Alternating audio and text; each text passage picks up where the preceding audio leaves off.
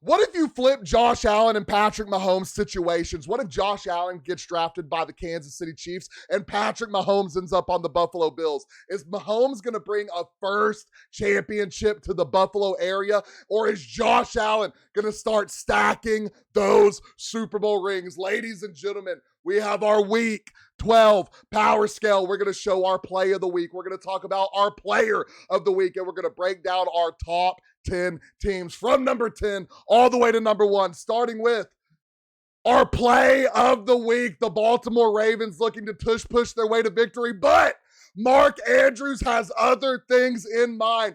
35 yards to the crib. I get y'all want to ban the play, but when teams start drawing up stuff like this, it's hard to want to take it away. And I want to shout out Patrick Ricard setting the edge on this play and making it possible. Look at the fullback block on this play, taking his guy all the way to the sideline, so Mark Andrews can inevitably seal the game away and win it for the Baltimore Ravens. On to our player of the week. We have the man, the myth, the legend, the guy we already talked about, Josh Dwayne Allen. I want to throw a crazy stat out there for you. There are 3 players in the history of the NFL with 3 passing touchdowns and 3 rushing touchdowns in the same game. One is Otto Graham from 1954. The next 2 are Josh Allen in 2024 and Josh Allen in 2025. Absolute dog, 357 yards, 6 touchdowns, and a win against the Tampa Bay Buccaneers. And it only gets better, breaking back into our top 10 of the week. Guess who? The Buffalo Bills. I hate the wide receiver core. They're not immaculate. Keon Coleman, don't know what he has going on in Buffalo. A healthy scratch. Don't know what he did to do that. Absolutely crazy. The tight end room banged up. You got James Cook. He's a little iffy week 1, week 2, week 3. He does good 1 week. He does bad the next week. The defense, I feel like, is absolutely terrible. They play good team ball when they can, but all of it is led off the back of this man, Josh Allen. I think without Josh Allen, I don't know, maybe you put Trevor Lawrence over there. I don't know. Put like a mid-tier quarterback, this team might not have a win. That's how much Josh Allen means to the league. That's how much Josh Allen means to this team. At number 8, the Detroit Lions coming off an absolute belt to ass loss to the Philadelphia Eagles, who we will get to in a little bit. One of the best defenses in the league, holding the Detroit Lions was at 9 points. Something like that. Something absolutely ridiculous. One of the most explosive offenses in the league. When I say one of the most explosive offenses in the league, I mean they sit a top 10 offense, making Detroit quietly one of the most balanced teams in the league, because not only do they have a top 10 offense, they have a top 10 defense as well. And led by Coach Dan Campbell. Anything is possible when you got a coach that believes in the team and he has immaculate play calling. You got a guy like Gibbs, who I think potentially the best running back in the league, definitely the most explosive running back in the league. I think it's him and Bijan, and it might not even be close. I think Gibbs might be a little bit above Bijan, because when you see Gibbs hit that second speed, that second gear, it is absolutely insane, and the way he makes people miss is ridiculous. Jahmyr Gibbs is an absolute dog. Do I think they potentially need to start looking at quarterbacks in the next few drafts? Maybe. I think they need a guy that can be mobile and go down there and make plays. We have the Detroit Lions at number 9. At number 8, the Chicago Bears entering my top 10 for the first time. This is one of the teams I said would be one of the most improved on the year. And they have 3 out of the top 5 interception leaders in the NFL. The defense is starting to get it together. They're looking better week in, week out. They're starting to get healthy. And the offense is surprisingly efficient. Ranking in top 10 in multiple stats. I'm talking points per game. I'm talking rushing yards per game. They're a pretty solid passing offense too when Caleb Williams can get consistent and get it going. This team is an absolute sleeper. Sometimes they can be inconsistent on offense, but they're dangerous when they flip games and start getting turnovers. At number 7, we have the Philadelphia Eagles, the defense, potentially one of the best defenses in the league. What they just did to the Detroit Lions was absolutely ridiculous. The balance they have, they're not flashy every week, but the defense steps up in clutch moments and the offense makes plays when it inevitably needs to make plays. The veteran core keeps this team tight with young guys making plays all over the field. They grind out ugly wins. And when this offense starts to get it going, which I believe they will eventually start to get it going, the Philadelphia Eagles are a top 5, if not top 1 team in the league right now. We're sitting them at number 7. At number 6, we have the Baltimore Ravens. Yes, they were playing the Cleveland Browns. Y'all got to look at it like this. These division games all year have been gritty, they have been grindy, they have been grimy, and they have been hard to win. When you get a win over a division opponent, I don't care if they have 2 wins, I don't care if they have quarterback 3 in.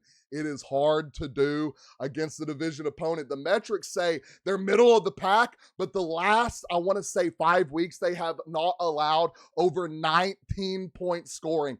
The defense is looking a lot better, and when Lamar starts rolling out of the pocket, the offense has flashes that they are impossible to defend. The whole season comes down to consistency. Can they consistently keep winning these games, building their way back up to the top of the division and to the top of the AFC? At number 5, speaking the top of the AFC, the Denver Broncos. This defense looks championship ready. If they could get Bo Nix on the same page, if they could get the offense on the same page, it would be absolutely sick work. If they can get Sutton going, if they can get Patrick going, if they can get all the guys going.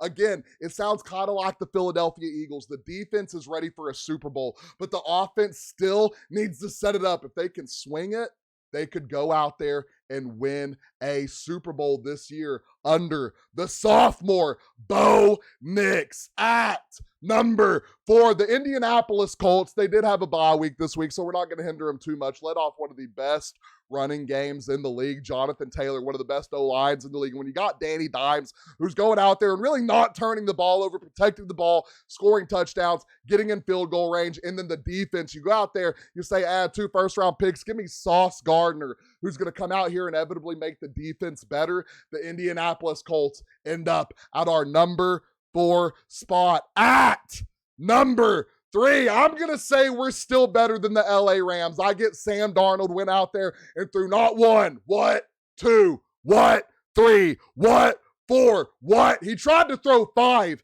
interceptions on the day and tried to fumble the ball, but we still hung in the game. The defense is absolutely ridiculous, and how young we are. The sky is the limit. If we can just get Sam Darnold to play consistent football and stop turning the ball over, it's going to be absolutely ridiculous. Seattle is pounding the ball more than any team in the league, and the defense sells out to stop it, and that is when Sam Darnold and JSN can start cooking. The defense is top tier versus the run, forcing teams into uncomfortable 3rd and long situations where the secondary gets to cook. We have our identity. We just need to keep leveling up. And I think we're going to beat the LA Rams for the division here in a few weeks. At number 2, the New England Patriots, my second most improved team. When I did most improved teams at the beginning of the year, I did an AFC and an NFC out, the New England Patriots and the Chicago Bears. The New England Patriots are looking new, re-advised, ready to go. Drake May has stacked 7 straight 100-plus QB rating games. This kid has officially arrived. A sophomore looking like one of the best sophomore quarterbacks in the league. The Patriots run game quietly cooking too. What Henderson is out here doing since they've given him the reins is insane. Coming off, I don't know how many touchdowns he had week 11, week 10, 3 touchdowns. This team is absolutely legit. The identity is back, ladies and gentlemen. Balanced, disciplined, and undefeated at home. Protect the home turf. The New England Patriots are a up-and-coming team and are number 2 on this week's power scale. And at number 1, old man Matthew Stafford and the LA Rams jump up to number 1. The defense is playing amazing ball. The offensive line is looking absolutely ridiculous. When you hold a team like the Seattle Seahawks to 0 sacks and you throw 0 interceptions, that's how you beat a young, explosive team like the Seattle Seahawks. You get to the quarterback, you get to the ball, and you protect your guys. This team is looking absolutely insane. I do want to throw out there Matthew Stafford on an all-time heater. First quarterback in NFL history with 4 touchdown games and 0 interceptions. He couldn't keep that going against the Seattle Seahawks, but it's still immaculate. This man hasn't turned the ball over with an interception, I want to say like 6-7 weeks, something like that. You got Puka Nacua, you got Devontae Adams.